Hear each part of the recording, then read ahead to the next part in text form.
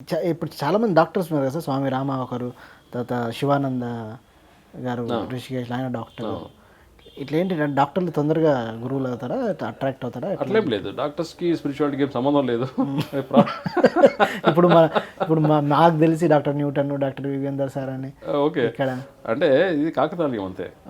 Maybe అంటే ఏమో మరి పూర్వజన్మలో డాక్టర్ కావాలని కోరిక ఆగిపోయిందో ఏమో మరి, అయ్యో. కానీ పెద్ద గొప్ప విషయం లేదు దీంట్లో, డాక్టర్స్ కావడం అనేది పెద్ద గొప్ప విషయం ఏం లేదు. స్పిరిచువాలిటీ ఉండడం అనేది గొప్ప విషయం. అంటే డాక్టర్ అంటేనేమో ఒక సైంటిఫిక్ టెంపర్ అంటారు, ఒక సైన్స్, ప్రతిదీ చూసి నమ్మాలా ఇట్లా అంటారు. ఇప్పుడు స్పిరిచువల్ ప్రూవ్ చేయాలి, ప్రతిదీ ప్రూఫ్ ఉండాలి డాక్టర్కి.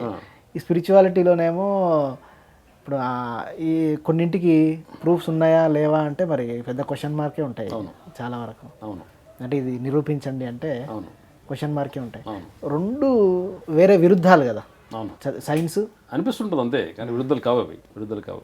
యాక్చువల్గా మెడిసిన్ చేయడం వల్ల ఒక అడ్వాంటేజ్ ఏంటంటే మనకు అవగాహన శక్తి బాగా పెరుగుతుంది. ఓకే, ప్లస్ ఒకలాంటి ప్రొఫెషనల్ అప్రోచెస్ మైండ్లో ఉంటాయి కదా మెడిసిన్ చేసిన వాళ్ళకి. ఆ ప్రొఫెషనల్ అప్రోచెస్ కూడా స్పిరిచువాలిటీలో ఇంప్లిమెంట్ అటువంటి తెలియకుండా చేస్తుంటారు. అయితే ప్రతి మనిషి, నేనేమంటానంటే ప్రతి మనిషి కూడా స్వాభావికమైన, ఏం చదువుకోకపోయినా అతను తన స్టైల్లో ఎక్స్ప్లోర్ చేయాలి. ఒక మెరైన్ ఇంజనీర్ ఉన్నాడు, ఆ మెరైన్ ఇంజనీరింగ్ ద్వారా ఒక ప్రొఫెషన్ అనేది పర్సనాలిటీని ఇస్తుంది. ప్రొఫెషన్ ఒక పర్సనాలిటీని ఇస్తుంది. ఆ పర్సనాలిటీ ద్వారానే అతను ఎక్స్ప్లోర్ చేయగలగాలి, డిస్కవర్ చేయాలి ఆ స్టైల్లోనే. అందరూ ఒక స్టైల్లో ఉంటే రాదు స్పిరిచువాలిటీ అంటే.